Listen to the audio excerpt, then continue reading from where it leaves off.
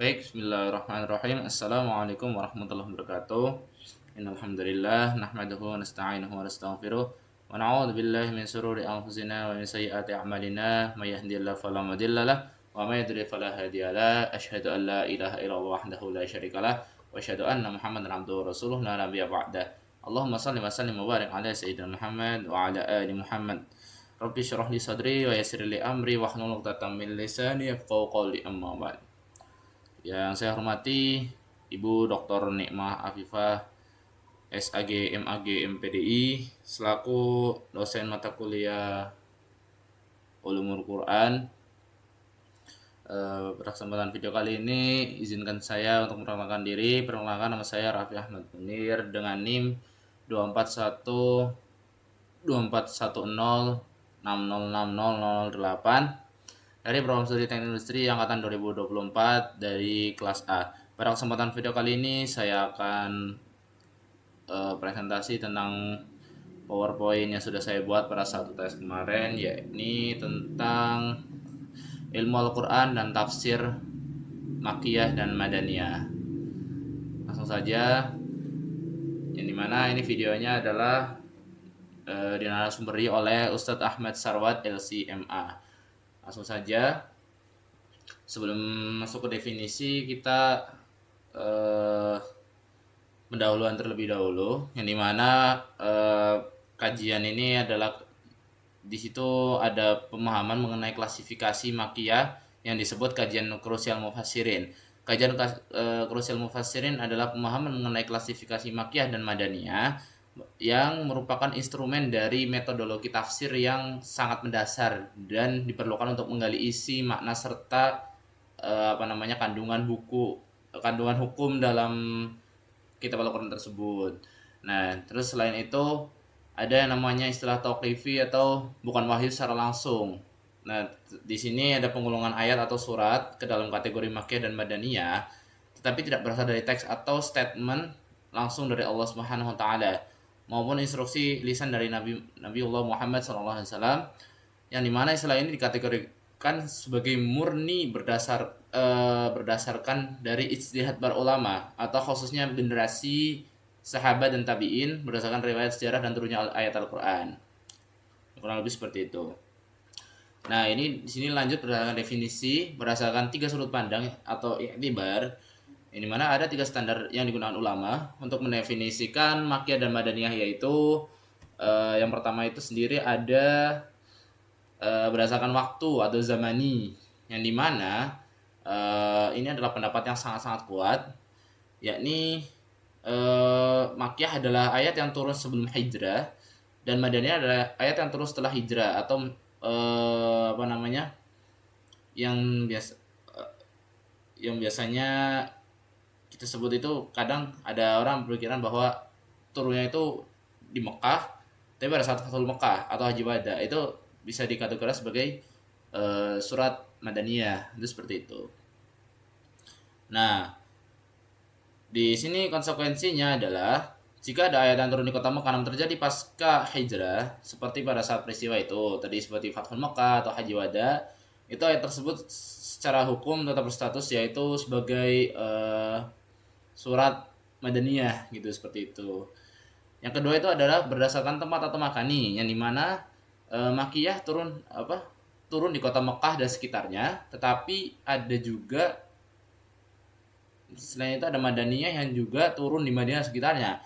Namun dalam konteks ini berdasarkan tempat itu memiliki kelemahan dasar, yang dimana jika ayat tersebut turun di luar kedua tempat tersebut, misal pada saat Nabi perjalanan atau tempat lain seperti Baitul Maqdis, terus pada saat safar atau berada di Taif, terus pada saat peristiwa Isra Mi'raj, itu bisa kayak ada ketimbangan gitu. Jadi seperti ada istilahnya tuh keraguan, ini suratnya itu Makkiyah atau Madaniyah, itu kurang lebih seperti itu. Lalu ada ketiga itu berdasarkan objek pembicaraan atau mukhatab, yang dimana Makkiyah itu ditujukan kepada penduduk Madinah.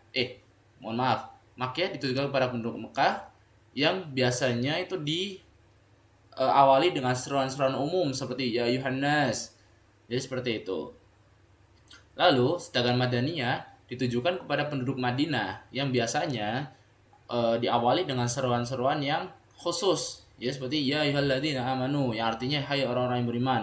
Sedangkan tadi Makkiyah itu seruan umum seperti ayyuhan nas, wahai sekalian manusia, itu seperti itu. Namun kelemahannya itu di sini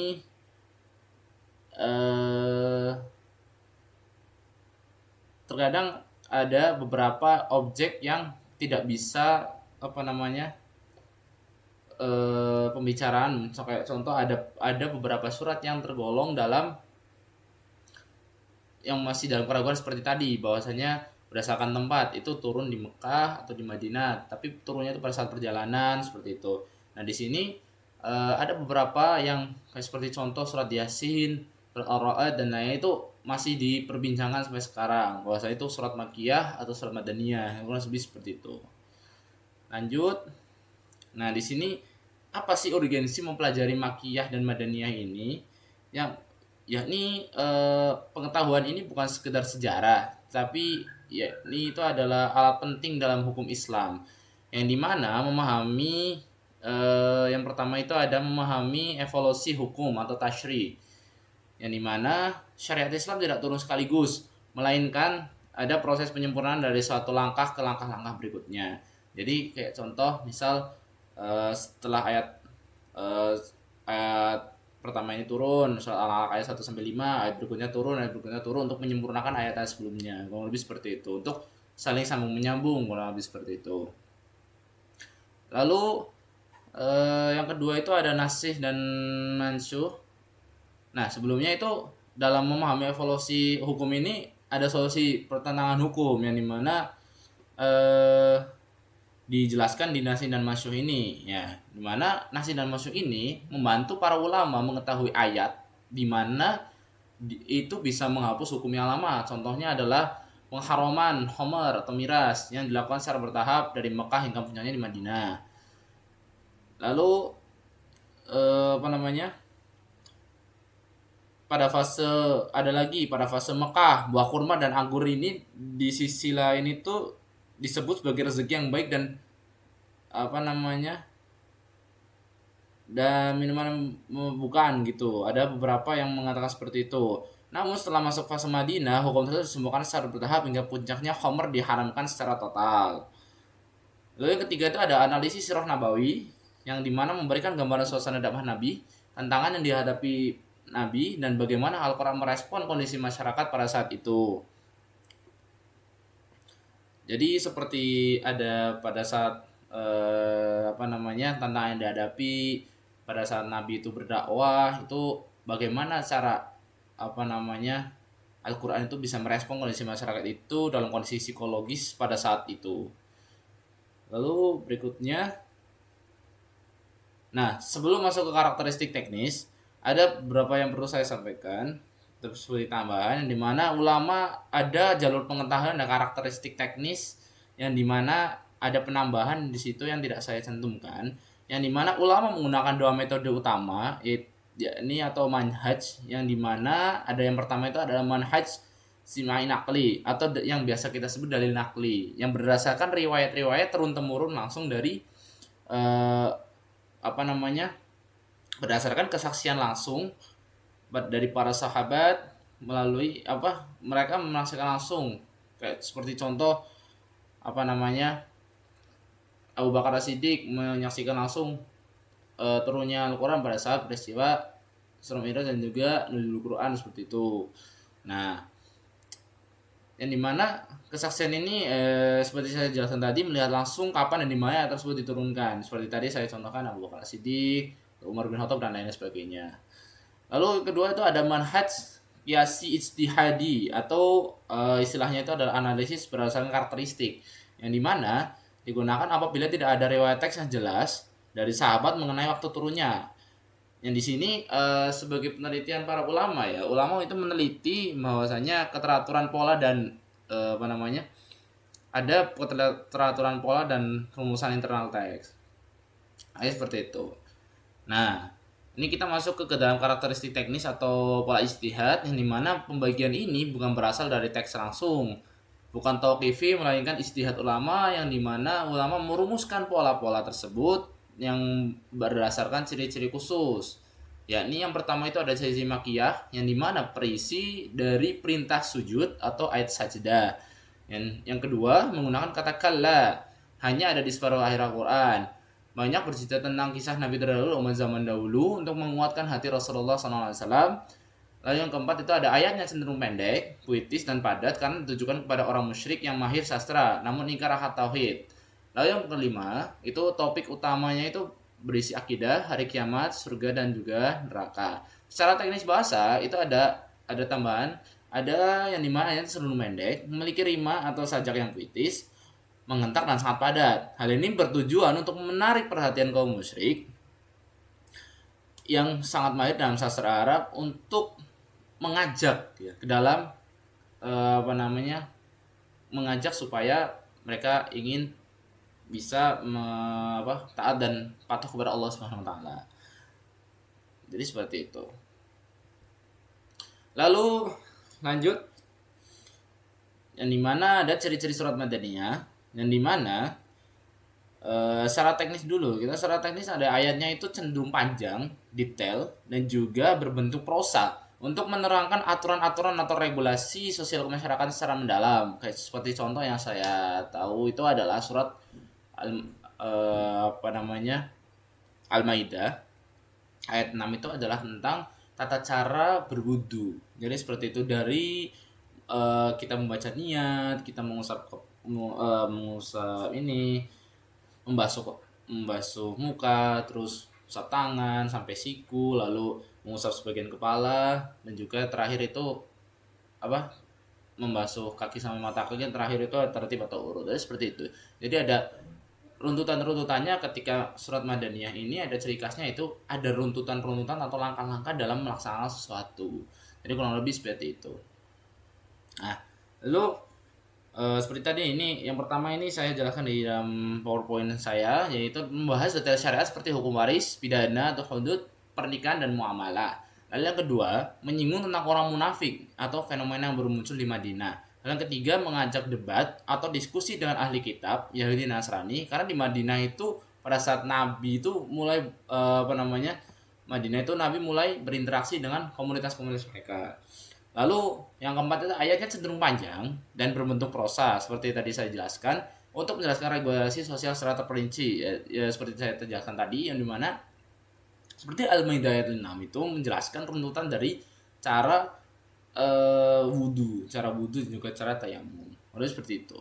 Nah, lalu ada beberapa juga yang dimana untuk menyinggung perilaku dan membongkar kedok orang-orang munafik, ya, karena pada saat itu fenomena kemunafikan itu baru muncul pasca Nabi memiliki kekuasaan politik di Madinah. Jadi kurang lebih seperti itu ya, untuk istilahnya kayak menyindir gitu ya, menyindir orang-orang munafik pada saat Nabi memiliki kekuasaan politik di Madinah.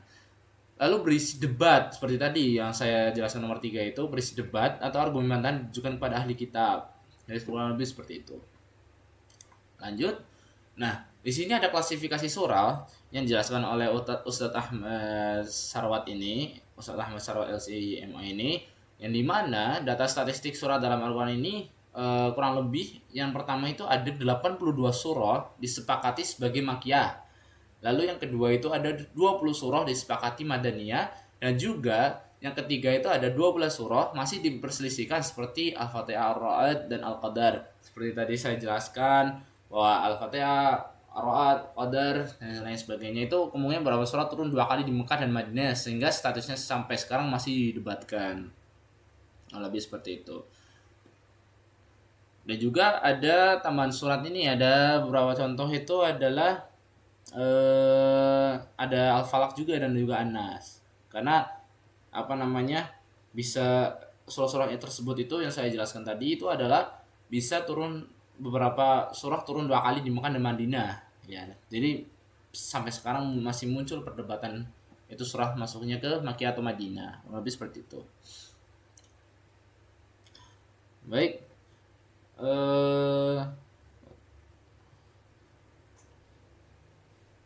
Yang berikutnya adalah fleksibilitas penempatan ayat dan pengecualian khusus. Yang dimana ditekankan bahwa di Ustaz Ahmad Saroni ini mengatakan bahwa penamaan surah Makkiyah tidak berarti 100% isinya turun di Mekah. Bisa jadi sebuah surah disebut Madaniyah, namun di dalamnya terdapat suatu atau dua ayat yang turun di Mekah. Dan sebaliknya, susunan ayat diletakkan sesuai instruksi Nabi atau Tauqifi meskipun waktu turunnya berbeda-beda. Nah, di sini eh ada apa namanya saya setelah saya menyimak dari video yang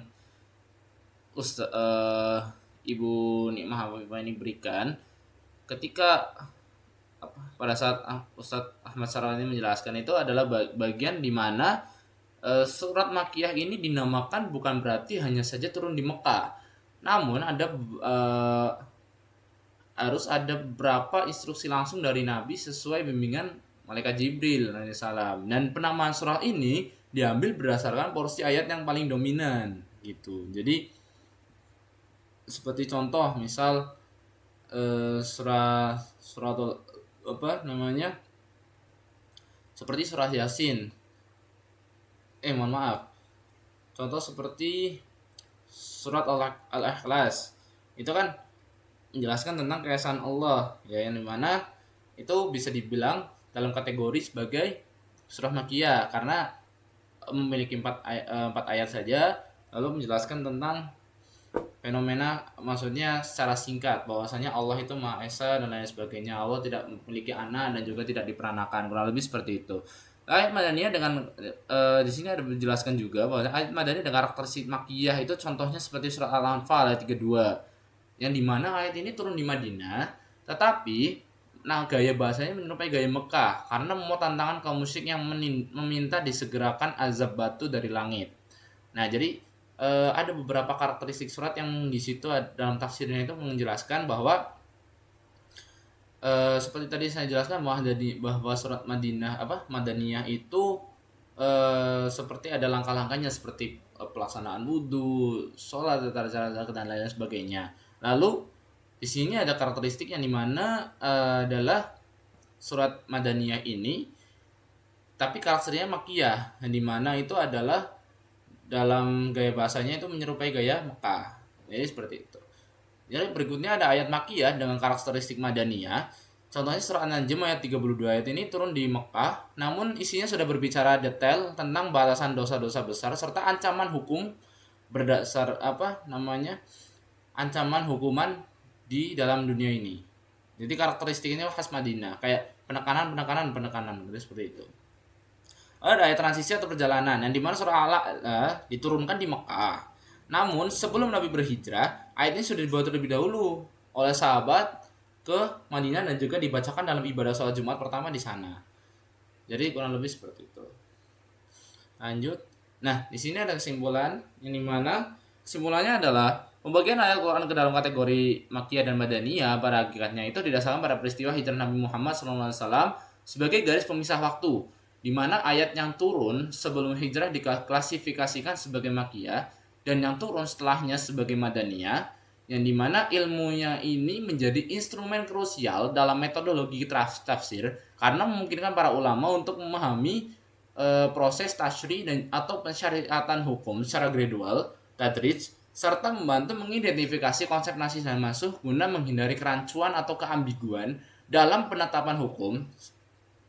Dan juga secara karakteristiknya fase Mekah itu lebih menitik beratkan pada penguatan fondasi, yaitu akidah dan tauhid, dan juga gambaran hari kiamat melalui gaya bahasa yang pendek, padat, dan puitis.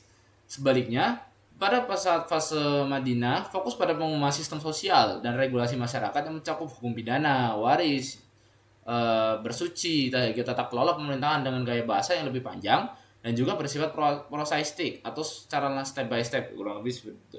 Dengan memahami klasifikasi ini, seorang pembelajar Al-Quran atau hafiz Quran dapat membedah dinamika dakwah Rasulullah SAW sekaligus menangkap pesan wahyu sesuai dengan konteks, audien, dan kondisi sosial pada saat itu. Baik, kurang lebihnya mohon maaf. Bila ada salah kata, mohon dimaafkan. Wallahul muwaffiq ila aqwamit thoriq. Wassalamualaikum warahmatullahi wabarakatuh.